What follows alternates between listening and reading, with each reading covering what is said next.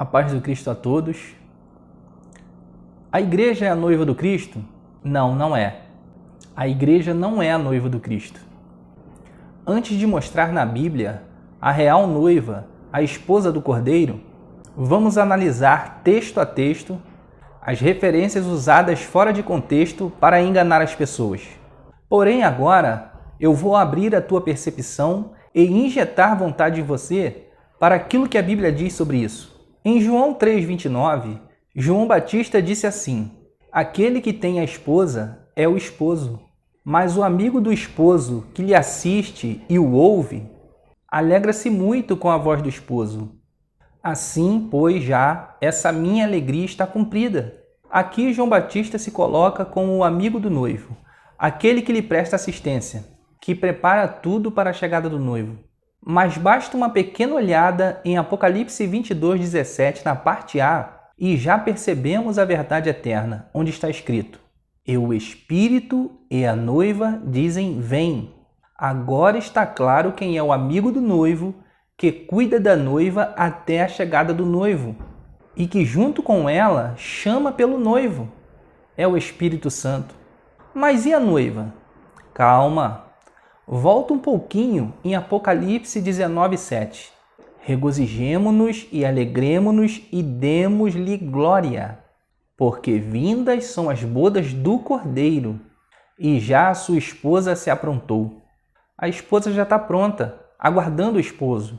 Isso nos remete a Mateus 25, do versículo 1 até o 13, onde a noiva não aparece e nem o amigo do noivo, porque eles já estavam nas bodas aguardando o noivo. Volta para Apocalipse 22:17, mas agora você vai ler só a parte C e D.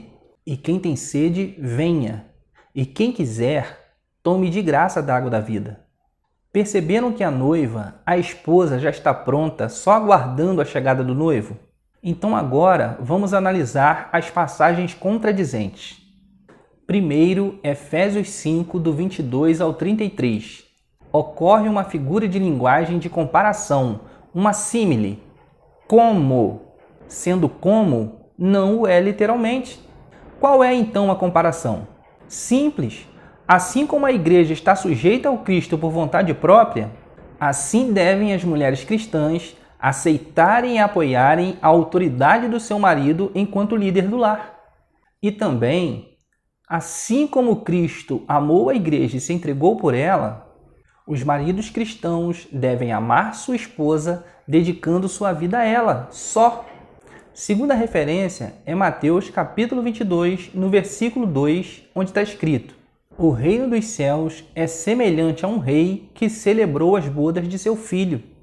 Também é simples, trata-se de uma parábola. Seu contexto vai do versículo 1 até o versículo 14.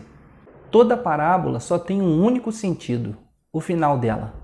Não existe doutrina formada em cima de uma revelação especial, como numa parábola ou profecia.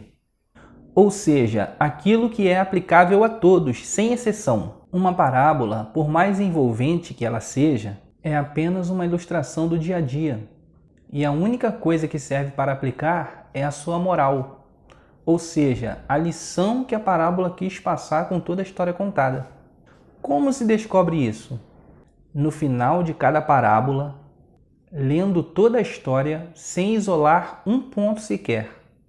Fato é que nesta parábola só temos o filho do rei, para quem o rei fez as bodas. A igreja não está no contexto. Além disso, é só olharmos os versículos 4 e 8 para constatarmos que o jantar, as bodas, já estava preparado antes dos convidados chegarem. Por que será? Alguém pode perguntar: tá, mas qual a lição dessa parábola? É que, com base no versículo 14, no final da parábola, vemos Jesus ensinando que Deus dá oportunidade a muitos, mas só escolhe os que aceitam o convite, os que vão ao encontro dele nas bodas. Mas antes, aceitam vestir os trajes impostos por ele. Ou seja, os que não tinham dignidade para estarem com ele, mas receberam de bom grado a oportunidade de mudar e, por isso, adquiriram um lugar nas bodas. Em terceiro lugar, Vamos analisar Mateus, capítulo 25, do versículo 1 até o 13, a parábola das virgens. Outra parábola. Já adianto que não tem a ver com a quantidade de virgens. 10. Mas com dois grupos, prudentes e insensatas. As prudentes são chamadas assim porque no versículo 9 deram a ideia para as outras irem comprar azeite, mesmo motivo pelo qual as outras são chamadas de insensatas. Não raciocinaram que à meia-noite os comércios estariam fechados? Isso deu tempo para as prudentes se adiantarem e chegarem antes nas bodas. Versículo 10. Quem são esses dois grupos, prudentes e insensatas? São os da nação de Israel, os fiéis e os infiéis. É só olhar os versículos do 31 ao 46 do mesmo capítulo. A moral se repete, mas agora com outra parábola dos bodes e das ovelhas. Notem que em nenhum momento a igreja aparece no cenário. Outra coisa, o comércio de azeite está fechado porque o fornecedor de azeite, o Espírito Santo, é o amigo do noivo e já está com a noiva esperando o noivo nas bodas. Lembra? Apocalipse, capítulo 22, versículo 17. O azeite simboliza o que sempre foi, a palavra de Deus. Leiam Salmos 119, verso 105. Lâmpada para os meus pés é a tua palavra e luz para o meu caminho. No tempo de Jesus, o que colocavam nas lâmpadas para iluminar o caminho? Azeite. Então qual é a lição da parábola das virgens? É que Jesus ensinou que a palavra de Deus não pode ser desperdiçada. Deve ser preservada, mesmo na demora, mesmo cochilante, deve reter o que Deus deu para ter acesso ao lugar das bodas.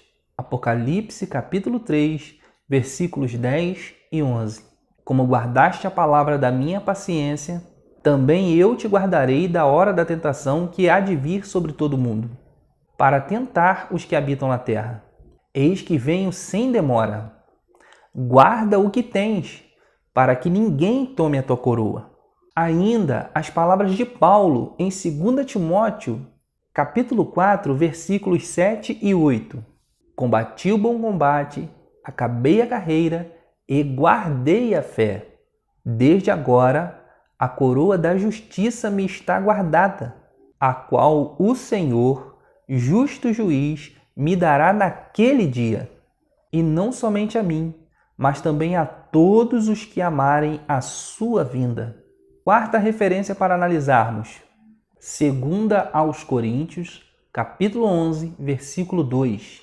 Porque estou zeloso de vós com zelo de Deus, porque vos tenho preparado para vos apresentar como uma virgem pura a seu marido, a saber, a Cristo. Esse texto é tremendo, porque Paulo está se dirigindo à igreja e diz que a está preparando. E em Apocalipse 19:7, vimos que a noiva, a esposa, já está preparada.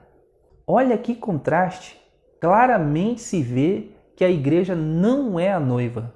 Outro sim, ocorre uma símile acompanhada de dois artigos indefinidos. Uma e um. Uma para a virgem e um para o marido. Sendo que quando os artigos são dirigidos à igreja e ao Cristo, estão sempre muito bem definidos. O Cordeiro, a igreja.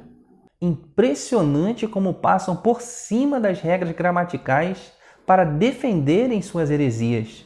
Eu estou falando de pessoas da igreja, que se dizem cristãs. O contexto desse versículo é para Paulo apoiar o seu apostolado junto aos coríntios, que estavam deixando falsos apóstolos ensinarem falsas doutrinas entre eles, os quais Paulo chamou de ministros de Satanás nos versículos 13 até o 15. Meus irmãos, só aceitem o que a Bíblia diz, leia você a Bíblia.